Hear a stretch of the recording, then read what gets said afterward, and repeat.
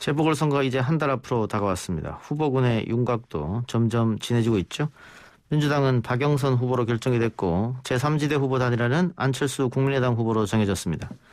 그런데 오늘 열린민주당 김진애 후보가 범여권 단일화를 위해 국회의원직 사퇴를 선언했는데요. 어떤 이유인지 직접 들어보겠습니다. 열린민주당 김진애 서울시장 후보 나와 있습니다. 후보님 안녕하십니까? 네, 안녕하십니까? 다들 놀라셨을 것 같아요. 오늘 하루 종일 뉴스를 장식하기도 했고 제가 오늘 처음 한 사실인데 예. 이런 사례가 없었다고 그래요. 그러니까요. 그러니까 제가 놀랐습니다. 저는 너무나 당연하게 예. 저는 처음부터 그 모든 걸 각오하고 한다고 얘기를 했는데 그렇고 제가 지난주에 할까 하다가 더불어민주당 경선이 진행이 돼서 예. 그래서 제가 좀 쉬었다가 오늘 했는데 반응이 뜨거운 게 좀 놀랍습니다. 그러니까 지금까지 한 번도 없었다 이 말씀은 뭐냐면 후보 단일화를 시도해서 김진애 후보로 결정이 되면 그때 가서 사퇴해도 되고 만일 그때 박영선 후보로 결정되면 국회의원은 그냥 하면 되는데 왜 굳이 이 시점에서 던졌느냐. 네. 그러니까 이제 시일 때문에 그런 건데요. 그동안 지난 한 열흘 정도 더불어민주당과 열린민주당이 여러 가지 단일화에 대한 얘기를 해왔습니다. 예. 근데 그쪽에서 여러 조건이 뭐냐 하면은 가장 큰 우리가 할 수 없는 조건이 조정원 위원과의 3자 단일화, 그 다음에는 이제 일정에 대해서 8일까지 끝내자. 근데 조정원 후보와의 단일화는 이제 일단 정리를 했습니다. 예. 그건 정리가 됐는데 8일까지는 도저히 충실한 단일화가 불가능하지 않느냐. 그래서 저희는 충분하게 일정을 가지고 얘기하자라는 건 그동안 얘기를 했는데 그걸 안 받아들이셔서 제가 이제 사퇴를 할 수밖에 없었던 거죠. 그래야지 이제 일정을 적어도 18일 후보 등록일까지는 저희가 여유가 있으니까 충분하게 단일화를 하자. 사실 더불어민주당은 제가 출마 선언을 작년 말에 했을 때부터 이런 얘기를 그쪽에다 충분히 얘기를 해서 경선 일정을 조금 앞당기라 했는데 박영선 후보가 워낙 늦게 출마하기도 했고 경선 일정이 너무 늦게 끝났습니다. 지난주에 끝났기만 하더라도 2주일 동안 할 수 있었는데 그게 불가능해지니까 이렇게 된 거죠. 예. 네. 말씀하신 대로 민주당은 시대전환 조정원 후보와 단일 합의가 됐다. 아마 100% 여론조사로 하겠다 이런 생각인 것 같은데. 그건 단일화는 아니죠. 거기는 원래 더불어시민당 출신인데 어떻게 거기서 단일화가 있습니까? 그 이후에 지금 그러면 후보님이 생각하시는 단일화 방식이라든가 이런 건 어떻게 있을까요? 그것도 충분히 제시를 했는데요. 네. 8일부터 17일까지 이제 한 열흘입니다. 예. 그러면은 이제 박영선 했을 때 10년 전 단일화가 그 정도가 걸렸거든요. 그러니까 토론회 충분히 하고 토론회는 스탠딩 토론하고 자유주제 토론하고 주도권 토론하고 그러고 나서 토론 배심원단 평가도 받고 또 당원들 평가도 받고 시민 선거인단 평가도 받아서 제대로 해보자 이런 얘기입니다. 예. 지금껏 민주당의 후보가 결정되지 않았기 때문에 답이 없다 치고 지금 그러면은 지금 김진애 후보가 단일화를 위해서 후원직을 사퇴한다. 그 이후에 민주당에서 어떤 이야기 없었습니까? 오늘은 너무 충격에 쌓여 있었던지 오늘은 우리 단일화 추진단장한테 아무 연락이 없었다고 그럽니다. 아마 진위를 또 알려고 여러 가지를 하는 것 같은데 명확합니다. 저희가 얘기한 건 처음부터 이렇게 쭉 얘기를 해왔기 때문에, 그 부분에 대해서는 더 이상 저희가, 근데 다만 이제 후보가 결정이 됐기 때문에 이제는 박영선 후보도 이런 부분에 리더십을 발휘하셔야 된다. 이런 걸 요구를 했습니다. 왜냐하면 그동안은 양쪽 후보를 다 얘기를 하고 그러니까 서로 의견도 안 맞고 그런 문제가 좀 있었던 모양이에요. 근데 이제 지금은 이제 최종 후보가 됐으니까 그러니까 아마 의견이 좀 빨리 되지 않을까 싶습니다.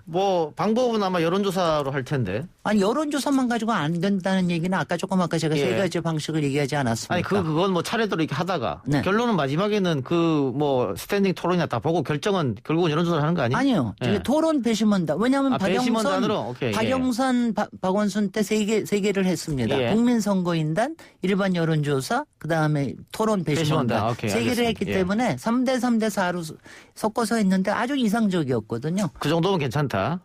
근데 세부적인 건 더 들여다봐야 되겠습니다. 그 정도면 괜찮지 않겠습니까? 민주당 쪽에서 그 제안을 안 받아들이면 어떻게 하실 겁니까? 그거는 이제 그런 얘기를 미리 질문하시는 건 물론 방송의 권한이시나 모든 거는 이제 오픈돼 모든 가능성은 오픈돼 있고요. 어떤 선택을 할지는 이제 두고 봐야 되겠습니다. 그 당에서 만류나 이런 건 없었습니까? 혹시 원직 사퇴에? 아니요, 전혀. 왜냐하면 저는 처음에 그 출마할 때부터 명확하게 제가 얘기를 했고요. 다만 당에서도 그동안 경선이 저희 열린민주당에서 경선이 진행됐고, 그리고 더불어민주당에도 여러 가지 사인을 그동안 많이 보냈습니다만은 그게 안 되니까 이제는 뭐 열린민주당의 결기를 아시지 않습니까? 예. 저희의 패기와 저희의 각오를 이런 거를 국민들께 보여드리는 게 굉장히 중요하다. 그래서 어저께 저희가 3.1절에 3일 올레를 하고 난 다음에 지도부에서 깊이 토론을 해서 오늘이 가장 좋은 타이밍이다. 이렇게 결정을 했습니다. 그럼 뭐 당 지도부의 의견 그렇다 치고 당원들은 어떻습니까? 그 김진애 의원이 법사위 국토위에서 맹활약하는 모습을 보면서 박수도 많이 치고 비록 세석밖에 없는 미니정당이었지만 존재감을 가시했다. 김진애 때문에 그런 의견이 많았는데 많이 아쉬워할 거 아니에요 지금 상황에서. 많이 아쉬워하지만은 이 결단에 대해서 정말 열린민주당답다. 너무 고맙다. 정말 같이 뛰자. 이런 분위기가 굉장히 많습니다. 예. 네. 자, 만일 김진애 후보님의 생각대로 뭐 3대 3대 4든 어떻게 뭐 아니면 그 프로테이지 조금 달라지더라도 그렇게 해서 단일화가 이루어지면은 승리할 자신은 있으십니까? 저는 이제 지금 워낙 박영선 후보가 인지도 면에서 많이 있기 때문에 저는 마다하실 필요가 없다고 생각이 되는데 저는 박영선 후보의 이 공약이 상당히 허황되다 이런 예. 비판을 많이 해왔습니다. 제가 조금 더 자신이 있는 거는 이번에 1년 3개월짜리 시장이고 지금은 실사구시 정신이 필요하고 이 코로나 위기와 부동산 문제를 특히 풀 수 있는 가장 적임자다. 그래서 문재인 정부의 부동산 정책을 서울시 현장에 안착시켜서 대선에도 기여하겠다. 이런 점에서 제가 훨씬 더 적임자다 이런 얘기를 호소를 해서 그것이 이제 받아들여지면은 제가 가능성이 조금이라도 더 높아지겠지요. 예. 네. 오늘 기자회견에서 지금의 시대 정신은 국회의원 김진애보다 서울시장 김진애를 원한다 이렇게 말씀하셨는데 여기서 말씀하신 시대 정신이라는 건 어떤 것일까요? 바로 그렇습니다. 실사구시고요. 지금의 실사구시는 코로나 위기 극복과 문재인 정부의 아킬레스건인 부동산 문제, 즉 주택 공급에 관련된 문제가 가장 크고요.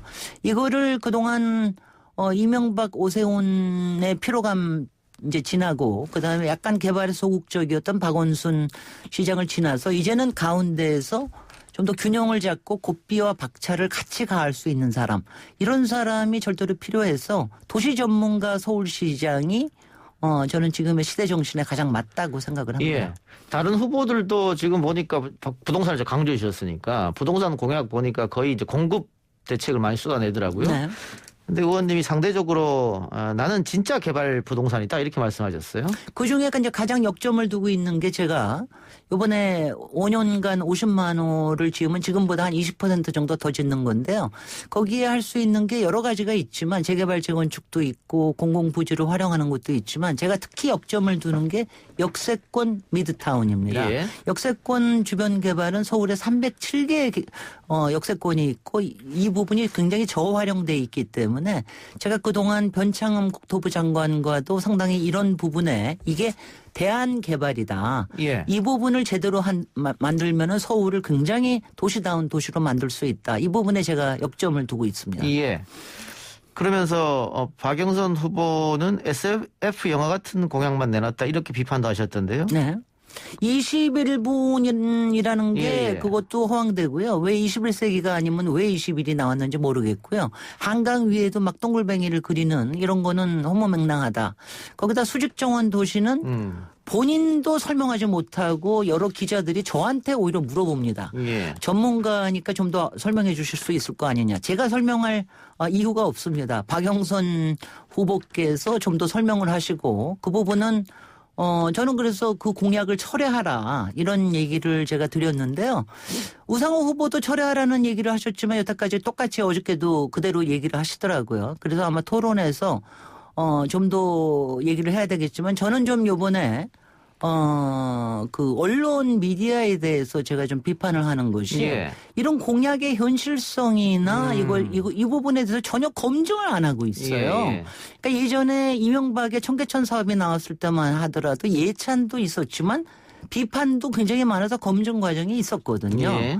그런데 왜 지금은 그런 것을 하지 않는가. 너무 더불어민주당이 거대 여당으로서 인지도 높은 후보에 대해서 밴드웨곤만 하는 거 아닌가. 이러다가는 본선도 위험해지고 서울시장이 돼도 여러 가지 흔들릴 예. 수가 있다. 이런 걱정을 합니다. 뭐 후보님 잘 지적해 주셨는데 저도 그게 굉장히 공감합니다. 일단 우리 언론부터 시작해서 각 후보들의 공약이나 정책을 검증하는 것보다 거대 정당 위주로 일단 기사를 쓰게 돼 있거든요. 네. 그러다 보니까 방금 말씀하신 문제점이 생기는데 한편에서는 이 거대 정당 후보를 과연 그 소수정당 후보가 이길 수 있겠느냐. 과거 박원순 있었던 때 처음 예외적인 일이었고. 그렇습니다. 그래서 계란으로 바위치기 아니냐 뭐 이런 지적도 있어요. 그렇지만 열심히 쳐야 됩니다. 계란으로. 그래야지 그 계란이 또 어떤 때는 병아리가 돼가지고 바위를 뛰어넘기도 하고 그게 노무현 정신이었죠. 예, 예. 네. 시간이 좀 부족하다는 생각 안 드세요, 근데? 뭐 시간이 더 있으면 좋겠습니다만은 뭐 지금 가지고 시간에서 최선을 다하겠습니다. 예. 네. 지금 많은 언론에서 예상하기는 범야권 단일화가 범여권 단일화보다 더 어려울 것이다. 이렇게 예상했단 말이죠. 네. 범야권 단일화는 어떻게 보세요? 범야권 단일화는 자기가 돼야 된다라는 이런 뭐 안동설이라든가 뭐 이런 국힘당이라 이런 것 때문에 잘 안 될 수 있지만 저는 범여권에서는 저희가 같이 함께 더불어민주와 열린민주 또 다른 진보 진영하고 함께 이겨야 된다라는 좀 승리하는 이런 단일화를 생각을 하기 때문에 저는 충실하게 페어플레이만 하면 굉장히 시너지가 훨씬 더 높아질 수 있을 것으로 보고 또 특히 18일까지 야권에서는 계속해서 언론의 조명을 받잖아요. 근데 예. 우리 쪽에서도 그런 조명을 받고 기대감을 높이는 게 필요하다고 생각합니다. 알겠습니다. 어쨌든 의원님께서 의원직 사퇴를 말씀하셨기 때문에 이제 다음 순번이 김의겸 청와대 전 대변인이 승계를 할 것이고요. 네.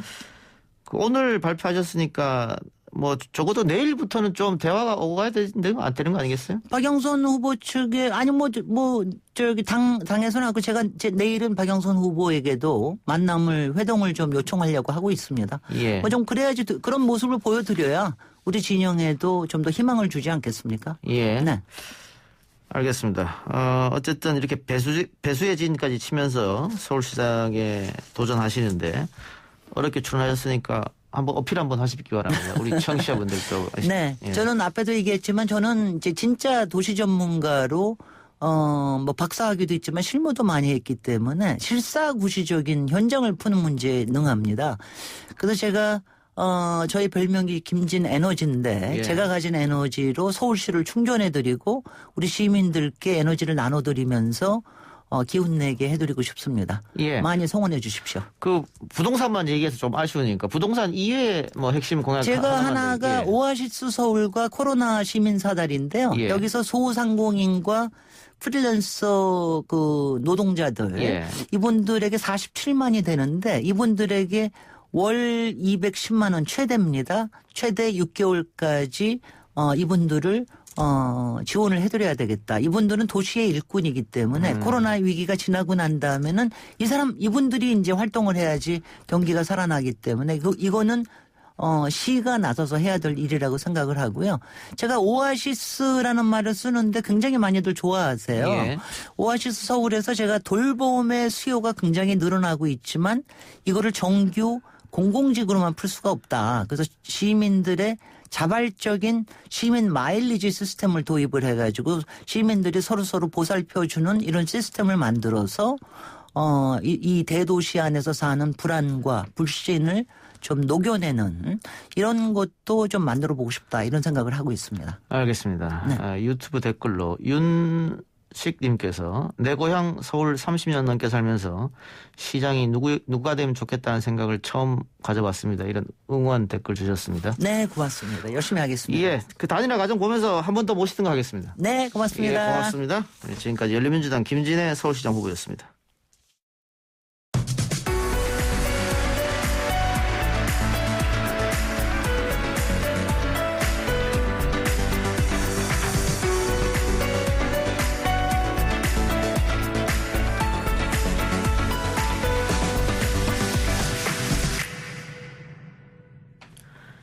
YTN 라디오 이동희 뉴스 정면승부 2부 시작합니다. 그동안 정치권에서 여러 논란이 있었습니다. 4차 재난지원금, 필요성엔 모두가 공감했습니다만 방법이나 시기, 규모에 대해서는 이견이 있었는데요.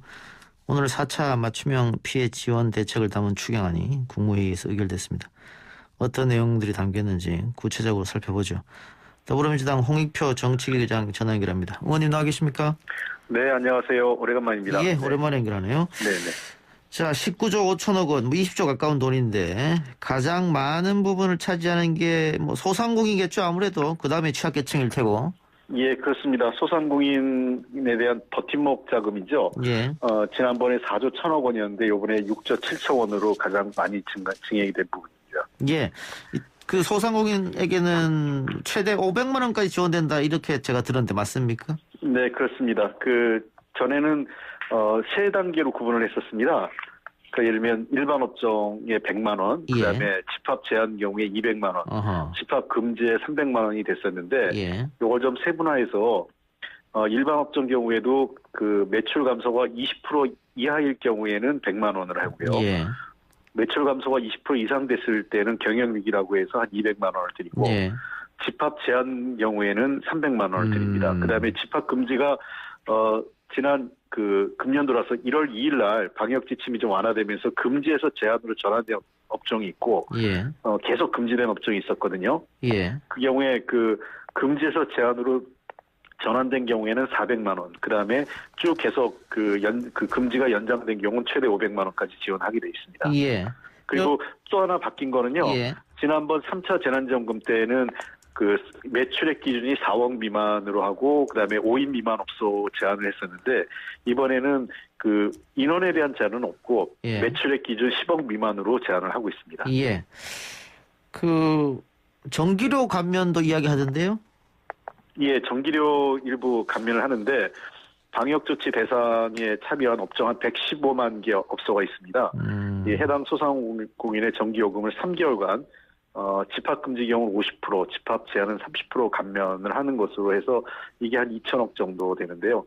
평균 보면 적게는 한 달 20만 원 정도에서 많게는 한 60만 원 가까이 전기료가 나오고 있거든요. 그래서 예. 평균 한 30만 원 정도가 지원되는 것을 보이면 될 것 같습니다. 알겠습니다. 자, 이번 4차 재난지원금이 보편이 아닌 선별로 나오면서 가장 중요한 것은 이제 사각지대 문제였습니다. 대통령도 그렇고 정부도 계속 사각지대 없애겠다 강조를 했습니다만 이게 선별을 하다 보니까 사각지대는 있을 수밖에 없는 거 아니냐. 이런 얘기가 있거든요. 이거 사각지대 보완책은 어떻게 마련했습니까?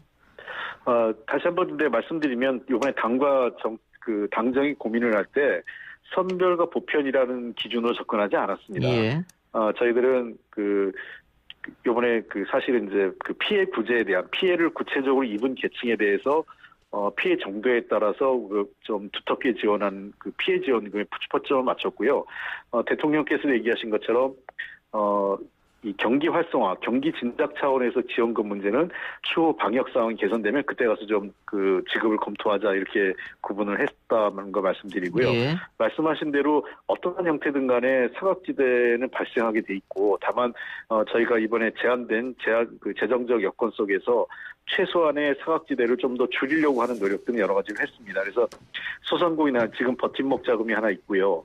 두 번째는 근로 취약계층이라고 그래서 이분들에 대한 저희가 지원을 좀 했습니다. 예. 주로 이제 특고 프리랜서, 그다음에 법인 택시 기사, 그다음에 돌봄 서비스 종사자분들, 그다음에 한계 근로빈곤층이라고 해서 주로 이제 이거는 노점상이라고 자꾸 얘기를 하는데 노점상도 일부 있지만 대부분이 저소득층이라고 보시면 될 것 같습니다. 예.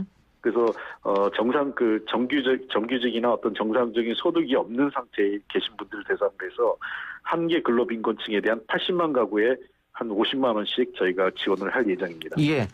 근데 의원님 방금 당정청이 선별이나 전부 지급 이걸로 나오지 않았다고 말씀하셨잖아요. 네. 그런데 어쨌든 지금 이렇게 직업군이나 소득이나 이렇게 나누면은 선별로 될 수밖에 없고 신속 부분도 전 국민에게 지급하면 이렇게 직업군 소득 나눌 필요도 없고 시간도 당장 내일이라도 할 수 있는 게 전 국민 지급인데 어쨌든 이게 이렇게 나눴다고 하는 것은 선별로 봐야 되는 거 아닙니까? 아니 근데 이렇게 보시면 되죠. 저도 개인적으로 선별과 보편 이걸 구분할 생각을 갖고 있지 않습니다. 예. 여러 차례 제가 이번뿐만 아니라 작년 9월쯤에도 방송할 때 뭐라 그랬냐면 내년 초에 4차 재난지원금 추경해서 할 수도 있다라고 하면서 선별과 보편은 무의미하다. 그때 상황에 따라 다르다는데요.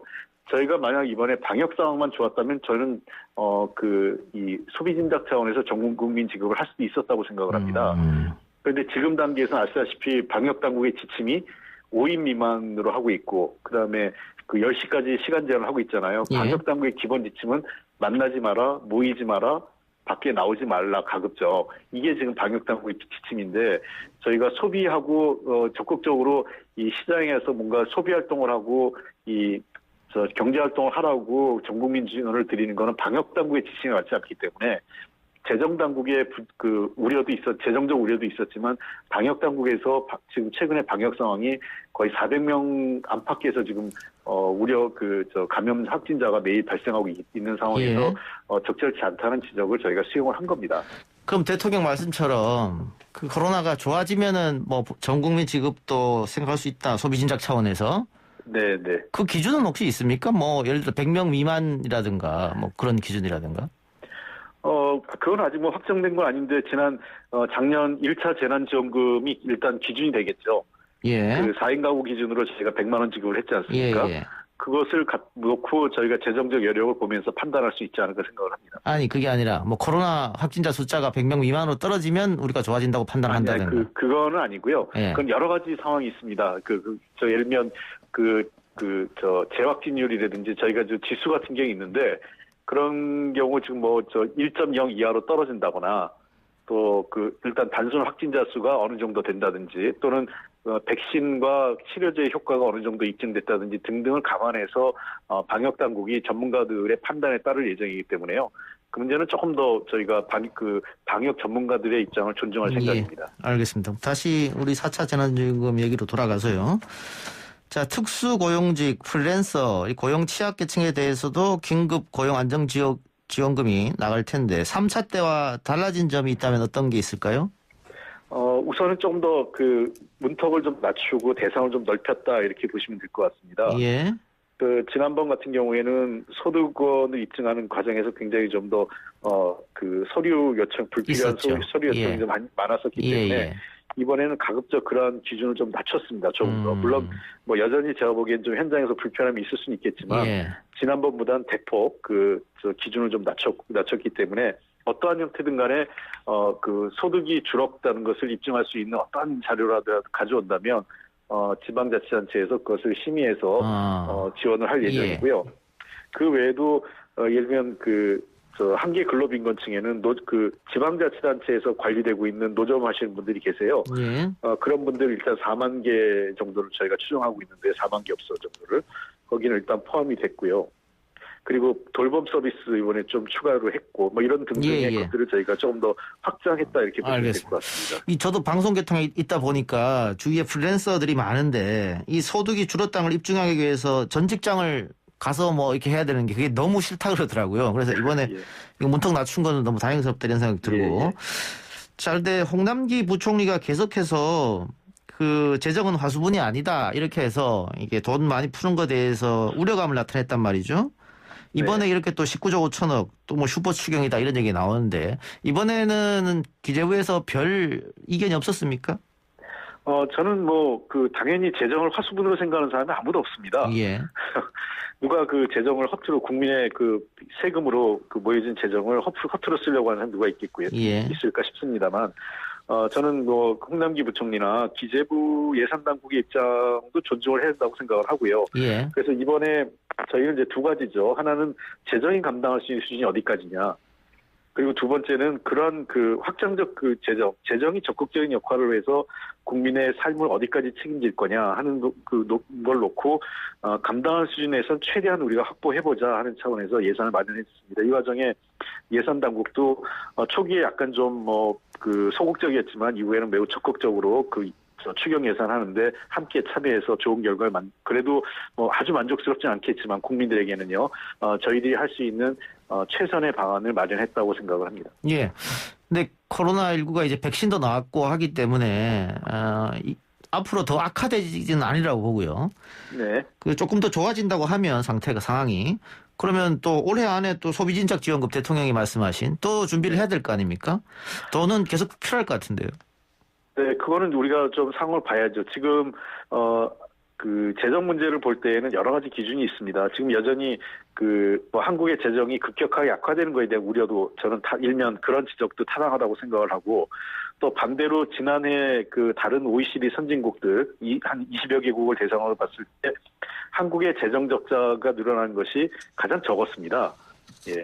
그런 것들을 감안하면 여전히 한국은 재정적 여력이 있고 그 확장적 재정에 여력이 좀 남아 있는 것으로 그 OECD나 IMF는 평가하고 있기 때문에 우리가 그런 기준을 봤을 때 그 재정이 지출되는 부분과 함께 그런 재정 지출을 통해서 경제 성장이 얼만큼 더 늘어날 거냐. 지금 저는 금년도 IMF나 한국은행이 3% 재정 경제 성장을 보고 있는데, 이번 추경 예산을 통해서 그 경제 성장률이 조금 더 늘어날 여지가 있다면은 그것은 그 나름대로 그 재정 건전성의 예. 긍정적인 예. 재정 건전성을 안정적으로 하는데 긍정적 역할을 하는 것이기 때문에 꼭 일면만 보면서 그 재정 지출에 따른 부정적 측면만을 볼 필요는 없다고 생각합니다. 알겠습니다. 당정청이 계속해서 이 4차 재난지원금 3월 말 정도를 이야기했던 것 같은데, 네. 그러면 국회 통과는 좀 더 빨리 이루어져야 할 것 같습니다. 언제쯤 예상하십니까? 지금 이 협의 중인 것은 오늘 이제 국무회의 의결을 했지 않습니까? 예. 그래서 내일 국회에 제출하면 3월 5일 날 그 시정연설, 추경 관련 시정연설이 좀 예정돼 있습니다. 예. 그래서 거기에 되고 나면 한 심사 보통 한 보름 정도 가능하면 예. 3월 20일 전까지는 국회 의결을 거치고요. 그러면 3월 국회 본회의 의결만 거치고 나면 21일부터는 지급할 수 있기 때문에 지난 3차 재난지원금까지 우리가 국민들에게 재난지원금을 지급했던 경험과 자료가 있기 때문에 이번 4차 재난지원금을 지급하는데 어떤 행정적 소요나 시간, 비용 등이 크지 않을 것으로 저희도 보고 있습니다. 국회 심의하는 동안에 지원금 규모가 줄어들거나 늘어나거나 그런 경우도 생기나요?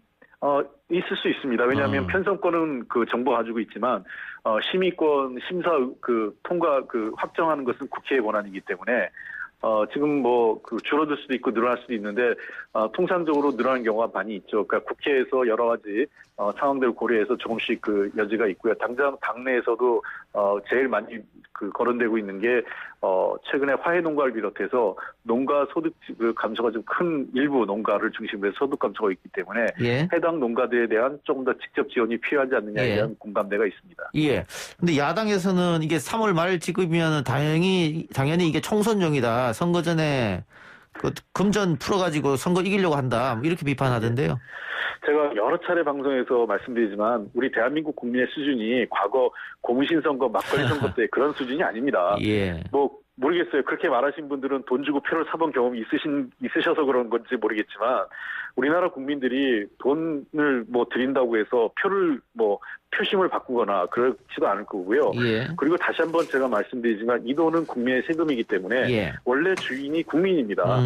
정부 여당은 단지 관리와 운영에 대한 책임을 지고 있을 뿐이기 때문에 이 돈을 어려운 국민들에게 드리는 것이기 때문에 저는 이 문제를 선거와 자꾸 결부시켜서 볼 필요도 없고 그것이 선거 결과를 왜곡하지도 않을 것이라고 좀 봅니다. 알겠습니다. 좀 다른 얘기긴 한데 꼭 여쭤봐야 될 것 같아서 한번 질문 드려보겠습니다.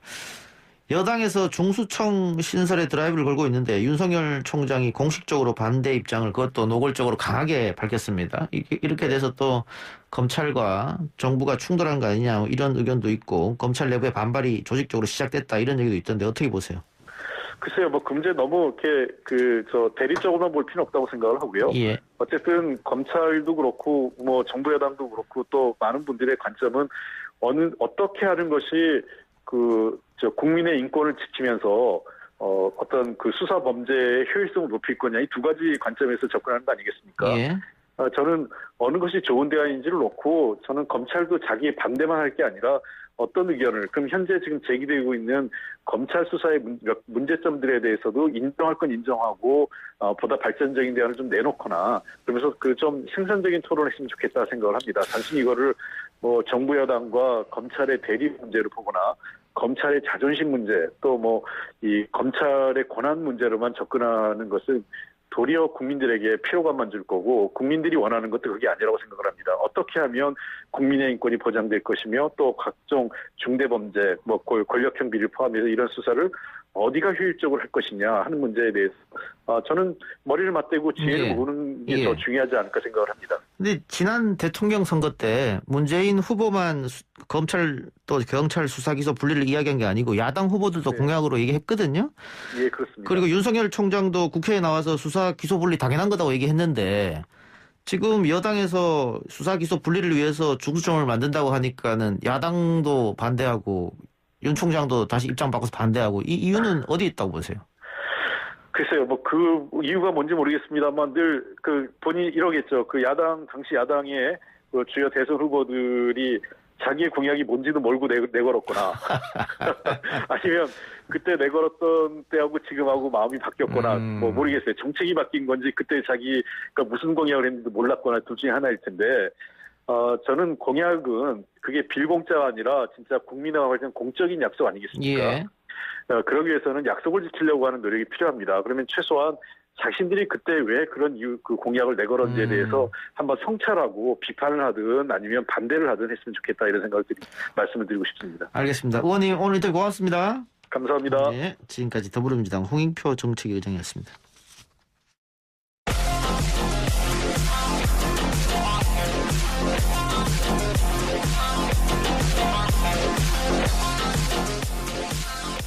오늘 나온 뉴스들 언박싱해드린 기자 언박싱. 오늘은 헤럴드 경제 배돈 기자 연결합니다. 배 기자님. 네, 안녕하십니까. 코로나19 상황부터 살펴보는데 사흘째 300명대를 이어갔네요. 예, 그렇습니다. 중앙방역대책본부에 따르면 오늘 0시 기준 국내 코로나19 신규 확진자는 전날보다 11명 줄어든 344명으로 집계됐습니다. 사흘째 300명대를 이어간 건데 어제까지 3일절 연휴였기 때문에 검사 건수가 평일 대비 감소했던 영향이 있을 수 있기 때문에 확산세가 꺾였다고 보기에는 이르다는 게 방역당국 평가입니다. 통상적인 주간 패턴으로 볼 때 이번 주 중반이 지나야 이렇게 좀 정확한 흐름을 판단할 수 있을 거라는 얘기고요. 특히 오늘 경기 동두천시에서 이제 인근 지자체에서 외국인 확진자가 자꾸 늘어나다 보니까 지역 거주 외국인 대상으로 전수 선대 검사를 진행했는데 오늘 하루에만 80명이 무더기 확진 판정을 받았다는 소식도 아까 들렸거든요. 또 이들 외국인 확진자 대부분 무증상이었다고 하고요. 이제 이렇게 또 추가가 되면은 내일 확진자가 또 늘어날 수도 있는 거고, 이외에도 주요 신규 집단 발병 사례를 보면은 어떤 특정 장소, 특정 유형보다는 최근에 이제 일상 곳곳에서 감염이 발생하고 있기 때문에 긴장의 끈을 놓기에는 좀 일러 보이는 상황입니다. 예, 외국인 확진자가 오늘 많이 나왔습니다만은 전수조사를 했기 때문에 그렇게 나왔으니까 오히려 다행스러운 일이다. 만일 미리 검사를 안 했으면 더 퍼질 수 있었을 거 아니겠어요? 맞습니다. 예. 자, 백신 접종은 어떻습니까? 일단 접종 나흘째인 어제 기준으로요. 하루 동안 전국에 1,400여 명이 접종을 했고 나흘 동안 누적으로 보면 한 2만 3천여 명이 접종을 했습니다. 1차 접종 대상자의 한 6.3%가 접종을 마친 상태고요. 이상 반응 신고가 어제 하루에 4건으로 추가 접수됐는데 모두 경미한 증상으로 확인이 됐고 현재까지 중증 이상 반응 의심 사례는 한 건도 발생하지 않았습니다. 지금 나흘간 전체 누적 이상 반응을 합치면은 156건인데 전체 접종자의 한 0.68%고요. 백신 종류별로도 아스트라제네카 같은 경우가 한 0.7%, 화이자 백신은 한 0.11% 이렇게 이상 반응 의심 신고가 나오고 있는데 해외의 경우 영국에서 아스트라제네카 0.5%, 화이자 0.2%, 프랑스도 아스트라제네카는 0.55%, 화이자 0.16% 등으로 나타나고 있다고 하는데 물론 이제 우리 아직 접종자 수가 많지는 않지만 해외 퍼센티지랑 비교해봤을 때 현재로서 두 백신 다 큰 특이점은 없어 보이는 상황이고요. 현재까지 국내에 신고된 게 이제 38도 이상의 발열, 근육통, 두통, 메스꺼움 이런 것들인데 이게 다 경증으로 분류가 되는 거고 가장 우려가 되는 이제 전신 중증 알레르기 반응, 아나필락식스라고 하는데 이거는 한 건도 없었다고 합니다. 또 접종 첫날에 고열로 입원했던 사례가 2건이 있었는데 중증 여부를 확인해 보니 하루 만에 다 고열이 사라졌다라는 게 당국의 설명이고요. 다만 당국은 이제 백신 접종이 본격화하면서 SNS나 인터넷 댓글 등을 통해 확인되지 않은 어떤 후기가 유통되고 있는 데 대해서 좀 주의를 당부했습니다. 예, 뭐 심각한 후유증은 없다는 것은 외국 사례에서 봐서 우리가 알 수 있고 우리도 지금 그런 상황인데 네. 문제는 속도가 아니냐. 우리 흔히 독감 백신 같은 경우에는 굉장히 빨리 순차적으로 이루어지는데 조금 지금 이 백신은 느리다 그런 언론 보도도 있었는데 그건 어떻게 보세요? 뭐 일단은 처음 해보는 백신 아니겠습니까? 예. 또 화이자 백신 같은 경우에는 보관하고 유통하는 것 자체 굉장히 어렵기 때문에 아마 좀 시간이 지나면 가속도가 붙지 않을까. 붙지 않을까, 예. 뭐 이렇게 기대를 해보고 있습니다. 예, 여당의 중대범죄수사청 입법 추진 움직임에 대한 윤석열 총장의 발언이 전해지면서 오늘 하루 종일 이게 가장 큰 이슈가 됐던 것 같아요. 예, 그렇습니다. 좀 전에 전화 인터뷰에서도 홍익표 의장, 정책위 의장이 말을 했지만 일단 윤 총장이 오늘 인터뷰 발언을 간단하게 좀 전해드리겠습니다. 여권이 이제 검찰개혁 시즌2라고 해서 중대범죄수사청 입법을 추진하고 있는데 이것을 두고 이게 검찰 해체고 결국 정치 경제에 힘 있는 세력들한테 치외 법권을 제공하는 거다. 뭐 민주주의의 퇴보고 헌법정신 파괴고 법치를 말살하는 거다. 아주 이례적으로 강한 어조로 비판을 했습니다. 특히 윤 총장 인터뷰에서 직을 걸어서, 그러니까 총장직을 걸어서 막을 수 있다면 100번이라도 걸겠다 하면서 총장직 사퇴까지 시사를 했는데요. 윤 총장이 지난해 사실 추미애 전 법무부 장관과 갈등 속에서도 사퇴는 못한다라고 입장을 고수했던 점을 돌이켜보면은 정말 이번에 좀 작심한 발언 아니냐. 또 향후에 정치적인 포석까지 염두에 둔 거 아니냐. 뭐 이런 관측도 나옵니다. 정부와 여당 같은 경우는 윤 총장의 이런 공개적인 반기에 불쾌한 표정을 지으면서도 직접적인 대응을 좀 자제하는 분위기인데요. 아무래도 윤 총장 임기가 이제 4개월밖에 남지 않았는데 임기도 얼마 남지 않았고 또 지금 당장 한 달여 뒤에 재보궐선거도 있고 그러다 보니까 좀 복잡한 속내가 반영된 것으로 보이고요. 특히 이제 작년에 추미애 장관과 윤석열 총장의 갈등, 이른바 추윤 갈등이라고 했었는데 여기에서도 때릴수록 오히려 윤 총장의 지지율이 올라가는 예. 이런 좀 거에 대한 학습 효과도 반영이 됐다. 이런 분석도 나옵니다. 반면 야당에서는 당연히 윤 총장이 이렇게 나오자 적극적으로 지원 사격에 나선 모습이고요. 오늘 국민의힘 논평을 보면은 정권과 검찰의 갈등이 임계점에 도달했다. 그래서 정권의 썩은 부위를 도려내고자 하는 칼날을 막고자 칼진 장수를 갈아치우려고 하다가 안 되니까 군대를 재편성하려고 하고 그것도 안 되니까 군대를 폐지하고 다른 군대를 세우려는 거다 라면서 여권의 이 중대범죄수사청 추진을 비판했습니다. 예, 알겠습니다. 기자님, 오늘 기자 언박싱은 이 정도로 마무리하겠습니다. 수고하셨습니다. 예, 고맙습니다. 지금까지 기자 언박싱 헤럴드 경제 배두원 기자였습니다.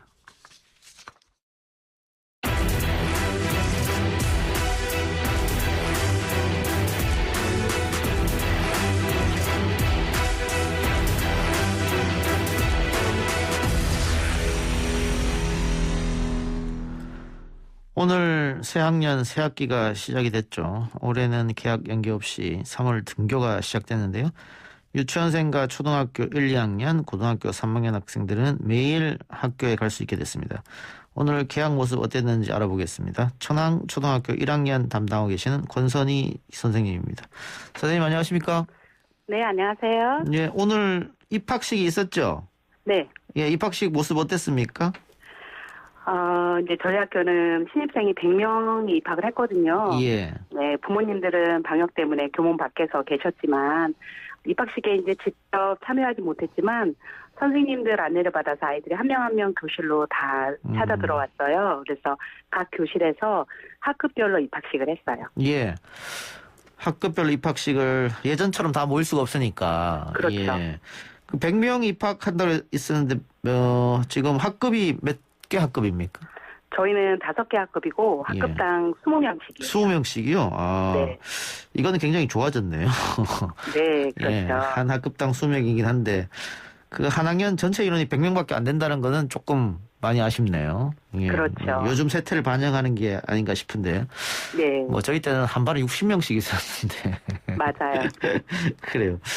자, 그런데 올해는 3월 개학과 또 1학년 학생들이 지금 입학하면서 매일 등교가 될 수 있게 되는데 감회가 남다르실 것 같습니다. 작년만 해도 계속 비대면으로 진행이 됐으니까 수업이 말이죠. 그럼요. 진짜 작년에는 아이들 못 보는 게 너무 힘들었는데 예. 예, 이렇게 직접 보고 그러니까 너무 기쁘고 설레죠. 근데 오늘도 마찬가지였겠습니다만은 수업이 이제 진행되면 계속 수업 진행 동안에는 선생님이나 학생들이나 다 마스크를 써야 되죠. 그럼요. 그 선생님들도 이 학생들 가르칠 때 좀 힘들겠어요. 계속 마스크를 쓰고 또 이야기하시고 해야 되니까. 그렇죠. 더군다나 1학년은 이제 교사가 좀 말을 좀 더 많이 해야 되니까 예. 조금 힘들긴 해요. 근데 오늘 같은 경우에 이제 새로 입학했으니까 친구들도 처음 보고 선생님도 처음 봤을 거 아니에요. 네. 근데 마스크를 가리고 있어서 학생들 얼굴을 어떻게 구별을 분간을 할까? 그렇죠. 그래서 일단은 오늘 그래도 마스크 밖에 눈빛밖에 없지만 그거라도 기억하려고 전부 한 명 한 명 사진을 찍어두었어요. 예. 방역 수칙은 어떻게 방역 당국에서 따로 내려온 게 있습니까? 구체적으로? 그럼요. 학교 이제 방역 관련해서 방역 당국에서 내려오면 교육청에서 이제 세부 지침이 내려와요. 거기에 맞게끔 학교에서도 이제 방역을 하죠. 예. 사실 저도 오늘 우리 아들 1학년 입학식까지 다녀왔는데. 축하드려요. 다녀왔는데 그 뭐 부모님들도 다 마스크 쓰고 계시고 교사들도 마스크 쓰고 있어서 우리 담임을 맡고 있는 선생님 얼굴도 제대로 못 보고 이렇게 와서 좀 빨리 좋아졌으면 하는 바람인데 네. 급식은 어떻게 됩니까 그러면? 이제 저희는 1, 2, 3학년은 전부 다 교실에서 급식을 해요. 예. 그래서 가림판을 그러니까 아주 높은 가림판을 놓고 아이들이 밥 먹을 때만 가림판을 설치해서 놓고 밥을 먹고 그리고 이제 밥을 다 먹으면 가림판을 치우면서 마스크를 쓰죠. 그러면 그 친구들이랑 같이 밥을 먹으면서 이야기한다는 것은 불가능하네요. 불가능하죠. 예. 예, 좀 요즘 이 유치원이나 초등학교 다니는 애들이 보면은 좀 안타깝습니다. 저 어린 나이에 그럼요. 마스크를 계속 쓰고 다녀야 하니까. 알겠습니다. 네. 혹시 개학하고 조금 걱정되는 부분이 있으십니까? 그래도? 그럼요. 예. 이제 작년에 40일밖에 못 나와서 상황이 좀 안 좋아져서 갑자기 또 등교 중지나 또 그 뭐 3분의 1 등교나 이런 상황이 되면 어떡하나 그게 가장 큰 염려죠. 예. 그 언론에서 계속 이렇게 비대면 온라인 수업하면은 취약계층의 학생들이 더 학업성 지원도가 떨어진다 이런 얘기를 많이 네. 하던데 네. 현장에 계시니까 어떻습니까? 맞습니까 그 얘기가? 네, 뭐 극명하게 드러나요. 극명하게. 네. 그럼 지금 이게 별일 없이 계속해서 등교 수업이 이루어져야겠네요. 그럼요. 알겠습니다. 선생님 오늘 마지막으로 오늘 입학한 학생들 또 개학한 학생들에게 한마디 해주시기 바랍니다. 네. 입학을 진심으로 축하해요. 그리고 마스크 쓰고 있어서 답답하고 힘들겠지만 하루하루 학교에 나올 수 있는 것에 감사하며 신나게 즐겁게 학교 생활 하길 바랍니다. 축하해요. 네, 선생님 오늘 말씀 고맙습니다. 네, 감사합니다. 지금까지 천왕초등학교 권선희 교수였습니다.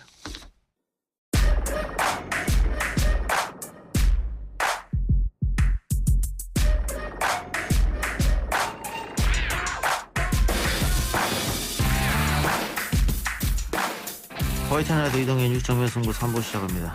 이번 순서는 매주 화요일 스튜디오를 법정으로 순간 이동시켜주는 두 분과 함께합니다. 박장재소, 박지훈 변호사, 장윤미 변호사 나왔습니다. 어서 오십시오. 네, 안녕하세요. 네, 안녕하십니까. 축구선수 기성용의 초등학교 시절 성폭력 의혹을 두고 기성용 선수 측과 피해자 측의 진실 공방이 계속되고 있는데 피해자 주장을 한번 먼저 들어볼까요? 네, 피해자들 주장을 요약하면요. 그 초등학교 축구부 활동 당시에 기성용 선수로부터 성폭행을 당했다는 겁니다. 이게 이제 21년 전으로 거슬러 올라가는 일인데요. 구체적으로 말씀드리면 이제 유사 성행위를 강요당했다는 거고요. 예. 이에 대해서 기성용 선수는 완전한 음해, 증거를 내놔라 이러면서 반박을 해놓은 상황이고 또 피해자들이 그러자 구체적인 주장을 또 언론 인터뷰 등을 통해서 하면서 그 뭐 구체화를 더 해나갔고요. 여기에 대해서 다시 기성용 선수의 뭐 동료들이 재반박을 하는 그런 엎치락뒤치락하는 상황이 이어지고 있습니다. 예. 일단 기성용 선수 측은 이 의혹이 처음 불거질 때도 그렇고 지금도 그렇고 절대 사실이 아니다 이런 입장이죠. 그렇죠. 사실 아니라고 얘기를 하고 있고 반박도 했습니다. 기자회견도 한 상황인데 일단 사실 형사적으로 이 시절에 초등학교라면 당시 이런 일이 있었다 하더라도 이른바 첩법소년입니다. 그래서 처벌되기가 좀 어렵고 또 공소시효가 또 많이 지난 부분이기 때문에 공소시효가 많아도 10년, 뭐, 그때면 지금 20년이 지난 상황이기 때문에 어쨌든 간에 범죄로 할 수는 없는 그런 상황인데 기성용 선수는 그걸 뭐 그 얘기를 떠나서 나는 그러한 사실이 절대 없다라고 얘기를 하고 있는 상황입니다. 예, 뭐 형사적으로 처벌할 수는 없어도 도덕적으로는 만일 사실이라면 엄청난 비난과 함께 뭐 여러 가지 불이익을 감수해야 되는데 일단 기성용 선수는 절대 아니다. 그래서 이제 본인은 법적으로 대응하겠다. 뭐 기성용 선수는 가능하죠. 뭐 명예훼손 같은 걸 할 수 있으니까. 그런데 문제는 방금 박지훈 변호사 이야기처럼 그 피해를 당했다고 하는 사람들의 변호사죠. 그 변호인이 지금 우리 박지훈 변호사가 또 동명이인이더라고요. 예, 같은 이름인데. 저랑 이름 같습니다. 예. 그 변호인이 뭐 증거가 있다 뭐 이렇게 식으로 얘기했는데 옛날에 과연 어떤 증거가 있을까? 근데 굳이 이제 저는 아닙니다. 이름은 같고요. 박지훈 변호사가 주장하는 거는 이게 지금 형사사건에서는 얘기를 할 수 없다라는 겁니다. 왜냐하면 형사사건 지금 얘기한 것처럼 공소시효 지났고 민사불법행위해도 10년이거든요. 있은 날로부터 지났다고 보면 오히려 기성용 선수가 고소를 하거나 손해배상 청구를 하면 예. 거기서 한번 법정에서 다투어보겠다. 예. 아마 그거는 가장 강력한 증거는 뭐 저는 제가 봤을 때는 다른 목격자 진술이 아닌가 싶거든요. 예. 뭐 지금 그 2000년도 그때 녹음을 했거나 CCTV에 있는 게 그런 가능성이 낮다고 보면 다 제3의 이것을 봤던 사람이라든지 이런 사람들의 진술을 지금 갖고 있는 거 아니냐 이렇게 생각이 듭니다. 지금 뭐 언론을 통해서 어떤 증거가 있다 이런 얘기는 하지 않은 상황이죠. 그렇습니다. 이제 구체적으로 증거를 뭐 내겠다라고는 했지만 어떤 증거가 있다라고는 얘기를 안 했는데요. 이제 기성용 선수가 워낙에 강하게 이런 사실 자체가 없었다고 하니까 그렇다면 당신이 원하는 대로 곧 증거를 제시하겠다. 이게 지금까지 이제 피해자들의 입장이었는데요. 어젯밤에 보도 자료를 내고 이 사건은 공소시효가 지나서 피해자 측에서 소송을 거는 건 이제 법률상 불가능하게 됐다. 예. 그러니까 오히려 우리를 상대로 민형사 소송을 제기해달라. 예. 그러면 그 증거를 법정이나 수사기관을 통해서 공개하겠다. 이렇게 이야기를 했는데요. 보통 이제 학교 폭력 같은 경우 다른 뭐 연예인이나 스포츠 스타들도 마찬가지지만 한 20년, 뭐 10여 년 전으로 거슬러 올라가기 예. 때문에 증거가 없다는 게 사실 이상한 일이 아닙니다. 그 당시에 뭐 폭로를 염두에 두고 증거를 확보한다든지 그런 그렇죠. 것도 어려울 뿐만 아니라 실제로 학교 폭력의 특수성상 뭐 증거를 수집하는 게 좀 어렵고 즉각적이고 즉시적으로 일어나는 일들일 가능성이 좀 크고 특히 기성용 선수로부터 피해를 당했다고 하는 이 피해자들 같은 경우에는 그게 성폭행이라는 거거든요. 예. 그러니까 더더군다나 뭐 구체적이고 객관화할 수 있는 근거가 없다라고 할 수 있는데 지금까지의 태도는 일단 증거를 내겠다, 공개하겠다, 일반에 제시하겠다라고 했는데 돌연 그렇게 할 수는 없다라고 입장 변화가 있었던 예. 부분이 있습니다. 근데 학교 폭력이나 스포츠 폭력 같은 경우에는 증거는 없습니다만 아마 그 주위에 구타를 할 때 봤던 목격자가 많기 때문에 네. 그렇죠. 인정할 수밖에 없는 경우가 생겼는데 이 부분은 또 성폭력이기 때문에 목격자가 있을 확률도 줄어들고 그래서 네. 과연 어떤 증거를 갖고 있느냐 이런 얘기 지금 많이 나오고 있습니다. 네, 일단 뭐 그런 얘기는 하고 있어요. 이게 실제로 공개를 하려 하다가 법정에서 공개를 하겠다라고 이렇게 좀 돌연 입장을 바꾼 이유는 박지훈 변호사는 이렇게 얘기를 하고 있습니다. 이게 다른 사람 명예라든지 제3자들이 많이 들어가 있다. 그 사람들을 인격이나 이런 것들을 보호하기 위해서 대중에 공개하기 좀 어렵다라고 밝힌 상황입니다. 예. 자, 그런데 이 처음에 의혹을 제기했던 피해자들이 이 사건 말고 다른 사건에서 가해자였다. 그것도 성폭력 가해자였다. 이런 네. 주장이 또 나왔어요. 그렇습니다. 이게 처음에는 기성용 선수로부터 피해자 지위에만 있는 줄 알았더니 본인들이 중학교로 이제 올라가서는 학교 폭력 그리고 이제 성폭력의 가해자로 처벌까지 받았던 그런 이력이 있다라는 사실이 이제 알려진 겁니다. 그러자 이제 피해자들도 그런 사실이 있었던 건 맞다. 라고 이제 사실을 시인하기는 했는데요. 아하. 그렇다면 물론 이제 기성용 선수로부터 피해를 받은 그 사실 자체는 뭐 본류가 아니기 때문에 영향이 없다고 볼 수는 있지만 저희가 실제로 뭐 피해자를 대리해서 소송까지 가는 경우에는 피해자나 이 피고인 지위에 있는 사람들의 평소 성행, 습성 그리고 과거 뭐 이력 같은 걸 상당히 또 공격의 포인트로 예. 잡아 나가기도 합니다. 왜냐하면 그런 습성을 가진 사람들이기 때문에 진술이나 주장의 신빙성을 좀 믿기 어렵다라는 주장으로 이어가게 하기 위해서 또 인상을 안 좋게 재판부에 가져가기 위한 그런 포석들이 있는데요. 예. 이 건도 뭐 법정 시비로 이제 갈 때 이 부분이 분명히 또 언급이 될 수 있는 그런 지점입니다. 예. 복잡하네요. 알겠습니다. 결국 뭐 두 가지로 예. 전개가 될 것 같아요. 이 기성용 선수 측이 이 피해자라고 부르는 사람들을 고소 조치를 해서 정말 수사기관에서 명예훼손 등등을 다툴지 고소를 하지 않는다면 지금 이 피해자 또 박지훈 변호사 측에서는 더 이상 뭐 증거 공개를 하지 않는 것처럼 보이거든요. 그렇다면 둘 중에 하나로 고소가 된다면 이 증거 부분이 법정에 다툴 거고 고소가 되지 않는다면 이대로 뭐 사건이 뭐 더 커지진 않을 것 같다라는 생각이 듭니다. 뭐 기성용 선수 측에서 앞으로 자비는 없다 이렇게 강경한 대응을 예고했는데 그러면 뭐 허위사실 유포한 명예훼손 이 정도 됩니까? 그렇죠. 한다면 이제 그건데 그걸 하게 되면 지금 박지훈 변호사 측에서는 상당히 자신만만해 하거든요. 그거 해라. 그거 하면 법정에서 우리가 갖고 있는 증거 다 공개하겠다. 뭐 이런 얘기를 하고 있기 때문에 기성용 선수 측에서도 고민은 좀 할 겁니다. 뭐 혹시나 증거가 나와가지고 본인한테 피해가 될 수도 있기 때문에. 근데 뭐 자신이 있으면 고소를 해서 이게 뭐 형사 사건이 될 가능성도 또 형사 외에도 민사도 가능합니다. 손해배상 청구도 가능합니다. 그런 것들도 될 수 있다고 생각이 듭니다.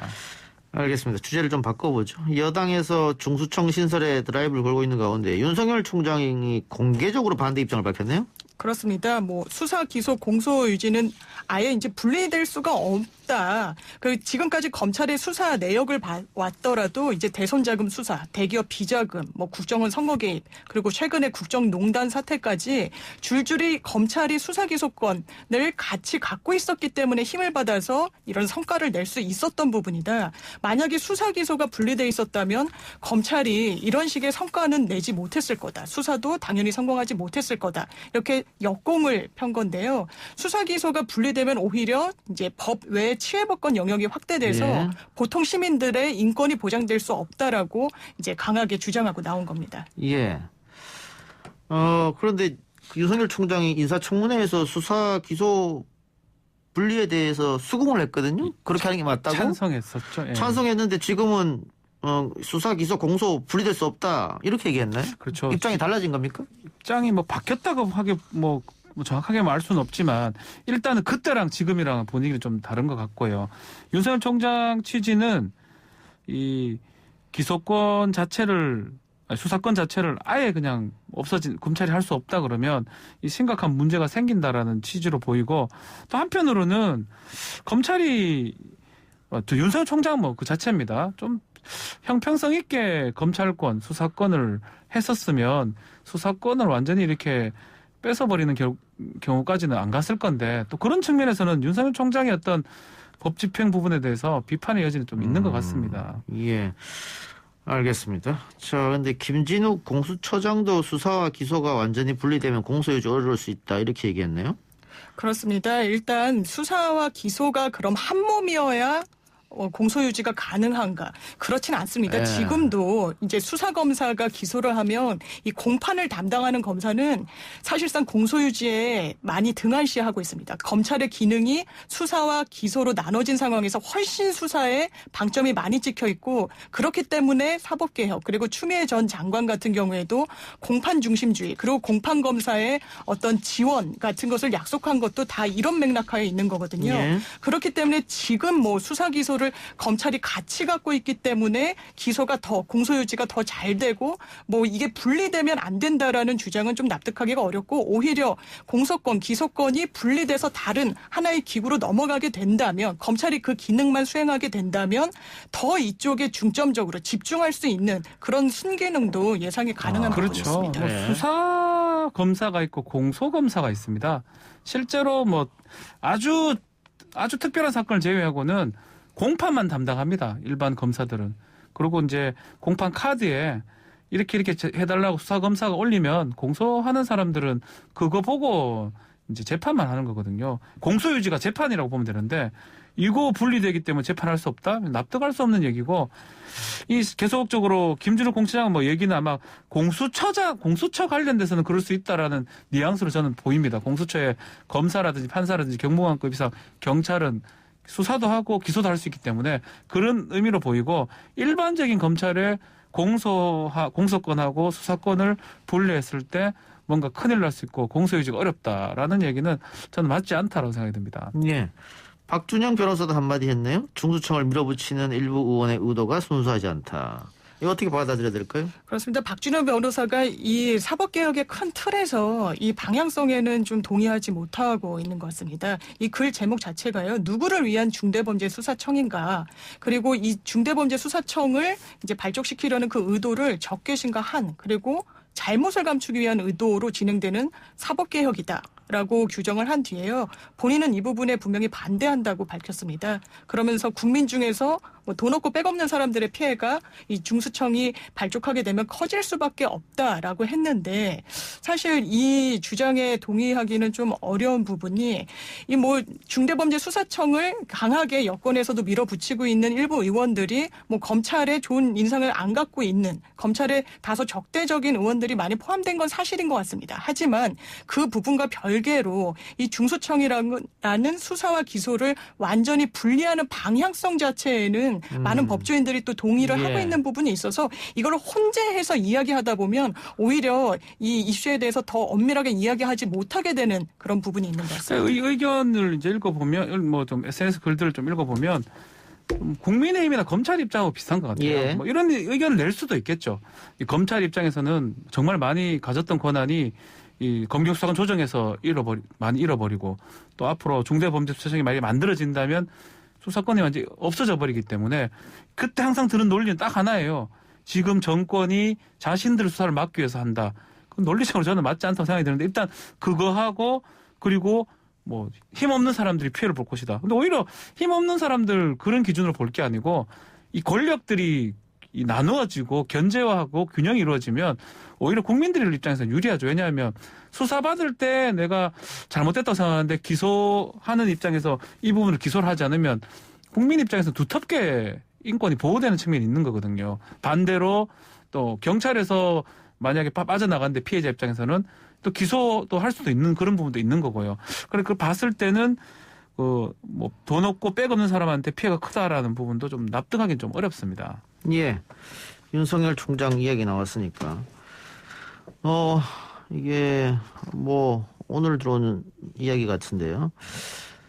윤석열 총장이 임은정 연구관에 지금 임은정 연구관이 수사권을 부여받았지 않습니까? 네. 부여받아서 아마 한명숙 전 총리 사건을 파고 있는 것 같은데 직무 배제시켰네요.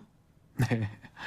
이건 어떻게 이해해야 됩니까? 시효가 한 20일 정도? 3월 초입니다. 예, 3월 10며칠인가 그렇습니다. 그건 4일 그렇죠. 얼마 안 남았습니다. 4일하고 20일 남았는 것 같은데 사건이 두 가지 사건이 있어서 그 4일하고 20일 사건 남겨놓고 담당 검사 직무 배제시켰다. 이거 어떻게 받아들여요? 이런 것 때문에 자꾸 검사 수사권하고 이런 게 안 된다는 거죠. 예. 뭔가 사실은 그 담당 이 감찰을 받고 있는 검사는 뭐 윤석열 총장의 측근으로 알려진 사람입니다. 뭐 이름 제가 밝히기는 좀 그렇지만 그리고 이 상당히 문제가 있어요. 이 많이 보도도 되고 조사가 진행됐는데 검찰 증인을 불러가지고 연습시켜서 허위 증언을 유도했다는 정황들이 본인도 인정을 일부는 했습니다. 이 부분에 대해서 공소시효가 10년이기 때문에 모해이중 교사입니다. 조사를 좀 하려고 그러는데 이때까지 수사권 주지 않고 있다가 이번에 수사권이 부여가 되니까 법무부에서 아예 또 하게 못한다. 이런 거 자체가 자꾸 일어나니까 검찰 자기 식구한테는 되게 관대하고 뭐 자신이 칸을 겨누는 곳, 뭐 정권이라든지 이런 데서는 상당히 칼날이 엄하다. 이런 게 문제가 아닌가라는 얘기가 반복되는 것 같습니다. 정리 좀 해봅시다. 그러니까 당시 한명숙 전 총리가 뇌물을 업자로부터 받았다. 네. 이렇게 해서 재판하고 이제 수사를 하고 있었는데 당시 담당 검사가 수감 중이었던 재소자 3명을 회유 협박을 해서 그렇죠. 한명숙이 받았다고 말해라. 당신이 받다고 이야기해라. 그렇죠. 이렇게 3명을 불러서 얘기했는데 쉽게 말하면 그 받다고 줬다고 했던 사람이 법정에서 증언을 번복합니다. 한만호 씨가 증언을 번복하니까 그 증언 번복 관련해서 번복이 잘못됐다라는 얘기를 하기 위해서 다른 재수 A, B, C를 불러가지고 한만호가 이런 말 했는 것을 증언해달라라는 것을 증언 연습을 시킨 겁니다. 그 3명 중에 2명은 지금 자신의 잘못을 시인한 상태고. 시인하고 1명은 아니라 그러고요. 그런 상태에서 임은정 검사 그 사건을 지금 다시 보고 있는데 윤석열 총장이 자신의 측근이 연루됐으니까 업무 배제를 시켜버렸다. 임은정 검사를. 지금 이렇게밖에 볼 수 없는 거니까. 그렇죠. 그게 보이죠. 임은정 검사로서는 이거는 이거 있을 수 없는 일이라고 자신의 SNS에 항의성 글을 또 올린 거죠? 네, 그렇습니다. 본인은 도저히 납득할 수가 없고 처음에 이제 수사권을 부여받았을 때 이 수사에 대한 굉장히 강력한 의지를 또 표명하기도 했습니다. 그래서 이제 시효가 얼마 남지 않은 상황에서 이 실체적 진실이 드러날 것인가 이 부분이 상당히 좀 관심사였는데 윤석열 총장이 거기에 상당한 제동을 건 것이고 또 여기서 봐야 될 하나의 또 관전 포인트는 이게 법무부의 또 이 중간 간부급, 부장 검사급의 인사와 관련해서 이 법무부 인사의 완전한 항명을 한 그런 또 모습으로 비춰질 수도 있다는 점에서 이 법무부와 검찰 간 어떤 갈등 국면이 이런 데에 돌입했다고 예. 봐도 무방할 것 같습니다. 그러니까 이문정 검사가 윤석열 총장이 계속해서 수사권을 달라고 했는데 계속 안 줬어요. 그렇죠. 그래서 법무부에서 직접 이번에는 겸직을 시키면서 수사권을 줬는데 일주일 만에 다시 업무를 배제시켰으니까 장 변호사 말은 이것도 법무부에 대한 그런 항명 아니냐 이렇게 보여주는 그렇습니다. 거죠. 인사권자에 대한 항명이라고 봐야 될 것 같습니다. 두 가지 다 포함되는 거죠. 측근을 보호하는 모습과 법무부 인사에 대해서 항명하는 모습 두 가지 다 읽혀지고 있는 모습입니다. 예. 그러면 한명구 사건이 이렇게 끝나는 겁니까? 뭐 김학의도 그렇게 끝났잖아요. 이것도 지금 수순상으로는 뭐 시간을 보내면 사실 공소시효라는 제도 때문에 할 수 없는 상황이 생길 수밖에 없습니다. 막 더 지금 의혹이 있는 사람도 없고 이거 조사하려는 유일하게 의지를 가지고 있는 이문정 검사가 직무 배제된다면 이거 뭐 다투기도 어려울 것 같고요. 시간이 너무 촉박하기 때문에 뭐 저는 끝났다고 생각이 듭니다. 그럼 윤석열 총장 아내 김건희 씨의 주가 조작 사건도 지금 공소시효 얼마 안 남았잖아요. 지금 다 똑같아요. 그거 다 지금 시간 끌어서 지금 얼마 안 있으면 끝나갑니다. 촉박합니다. 그래서 그게 무서운 거예요. 수사권, 기소권을 다 갖고 있는 게. 이런 상황인데도 수사 기소 분리하면 안 된다고 얘기하고 있다는 거잖아요. 그래서요. 그건 또 이런 거는 보도도 안 되고 있기 때문에 많은 국민들이 모르고 있죠. 뭔가 큰 게 일어나는 걸 모르고 있습니다. 보도가 안 돼서 아무도 몰라서 YTN 이동희 뉴스 정면승부에서 계속 얘기할 겁니다. 네. 얘기해야 됩니다. 이거는. 예. 예. 자, 우리 PD는 또 왜 걱정 어린 눈으로 바라보고 있는지 모르겠네요. 얘기돼야죠. 이거 뭐 다 얘기해야죠. 이거 중요한 사건이니까. 알아야 되는 얘기인데요. 예.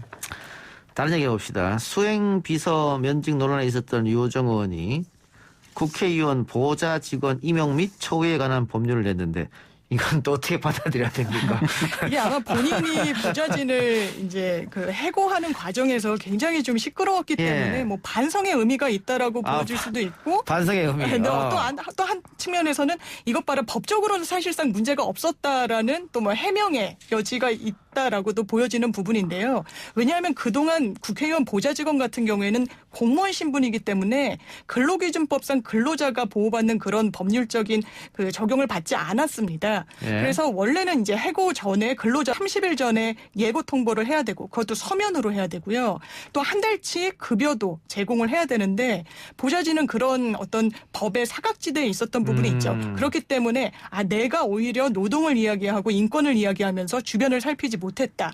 때문에 국회의원 보좌직원 임용 및 처우에 관한 법률안을 내서 이런 부분에 대해서 좀 살뜰히 살펴보겠다. 이렇게 입장을 오늘 낸 겁니다. 그러니까 뭐 국회의원 보좌진 사실은 급수는 뭐 높을 수도 있어요. 네. 뭐 2급부터 9급까지 다양하니까. 그런데 4급부터 9급까지 다양하니까. 국회의원이 나가라고 하면 그날 나가야 되는 것이고. 그렇죠. 또 국회의원이 선거에서 떨어지면 또 그냥 나가야 되는 것이고. 네. 소위 말하면 파리 목숨이었잖아요. 그렇죠. 게다가 뭐 보좌진 9명까지 둘 수 있는데 현실적으로 7명한테만 월급 주고 나머지 2명분은 뭐 따로 이렇게 한다든가. 네. 또 뭐 모든 정당이 그렇지는 않겠습니다만 특정 정당에서는 또 특별 당비를 조금 더 내라고 한다든가. 네. 근데 이런 것들 문제점들을 아마 이번에 임용 및 처우에 관한 법률안에 좀 개선하는 담았다 그렇죠. 이렇게 보면 되겠네요. 본인의 논란 이 부분을 아마 좀 반성 차원에서 뭐 반성이든지 뭐 어떤지 하여튼 냈을 걸로 보고 다만 본인 사건 관련해서는 그 유호정 사건 관련해서는 이게 뭐 법적인 부분은 사실 다툴 게 좀 적어 보입니다. 지금 얘기한 것처럼 이 뭐 근로기준법 적용도 받기 좀 어렵고 우리 진행자 말씀처럼 파리 목숨거든요. 그래서 뭔가 좀 보완점은 필요하다. 또 정의당이 노동의 가치를 중요시 여기는 저 정당이기 때문에 그래서 이런 안을 좀 그래도 낸 게 아닌가 생각도 듭니다. 그런데 뭐 국회의원 보좌진 분들 아니라 뭐 지자체장에도 있고 각 정부에도 있는데 뭐 청와대 보좌진들 같은 경우에도 똑같잖아요. 별정직 공무원. 맞아요. 그렇죠. 예. 근로기준법 적용을 못 받는다는 지위에선 같죠. 그러니까 지자체 공무원들도 이게 근로기준법의 노동관계법에 적용을 받지 않지 않습니까? 네. 그리고 이거를 다 뜯어 고칠 수는 없는 문제일 거고. 그쵸? 어쩔 수 없는 부분 있잖아요. 소위 말하는 어쩌다 공무원 어공들 아닙니까? 그렇습니다. 그래서 노조를 만드는 데도 상당한 제약이 있고 또 실제로 뭐 근로자에 준해 가지고 맡긴 좀 어려운 측면도 분명히 그 특수성이 있고 예. 이제 말씀하신 대로 이제 어떤 우연한 기회 그리고 뭐 여러 활동 등을 통해 가지고 공무원직에 좀 한시적으로 있는 분들도 있고 그렇다면 다 근로자에 준해 가지고 어떤 대우를 해줘야 되는 거에 대한 이론이 또 합쳐지지 않을 가능성도 상당히 높아서 일단 정의당 차원에서는 국회의원 보좌 직원으로 한정을 해가지고 입법 발의를 하려고 하는 걸로 보입니다. 지금 뭐 모든 거를 그 국가 공무원상 노조 아니죠. 이 국가 공무원법에 노동법에 준용한다든가 근로기준법에 준용하는 건 아니고 네. 면직 등 징계 처분 시 일정 예. 부분만요. 본인 했던 거 관련해서만 딱 바꿨어요. 많이. 그럼 반성이라고 봐야 됩니까? 반성이겠죠. 뭐 반성인적인 측면이 있다고 봐야 되겠죠. 예. 예. 그럼 뭐 박수 쳐줄 일이네요. 예, 그런 부분은 뭐 지금 뭐 예고제 면직할 때 예고하는 거하고 징계할 때 공무원법 적용해라. 이거랑 지금 문제됐던 내용들이거든요. 그러니까 본인의 수행비사 면직시키면서 논란이 있었던 부분만 지금 이게 개정 법률안을 발의한 거네요. 주로 그렇습니다. 그게 핵심입니다. 예. 지금 보니까 국회 보좌 직원의 면직 예고제 이걸 뭐 30일 전에 통보를 왜 안 했니? 뭐 했니? 네. 이것 때문에 문제가 있었으니까. 그리고 면직 수당 도입, 면직 사유 및 시기, 서면 통지, 면직 등 징계 처분 시 국가공무원법 준용 이런 것들을 하고 있는데 그 일반 회사에서는 원래 뭐 다 이게 통용되는 적용되는 법이잖아요. 거의 다 적용됩니다. 이거 다. 근데 5인 이하도 적용됩니까? 근로기준법이 적용이 안 되기 때문에 적용 안 해도 됩니다. 근데 해도 되죠. 그래요. 그거는 강제성이 없다 뿐이지 사실은 요정 의원은 그걸 해도 상관없습니다. 그런데 안 했기 때문에 이런 법까지 낸 것 같아요. 예. 알겠습니다. 오늘 두 분 말씀 여기까지 듣겠습니다. 수고하셨습니다. 네, 감사합니다. 감사합니다.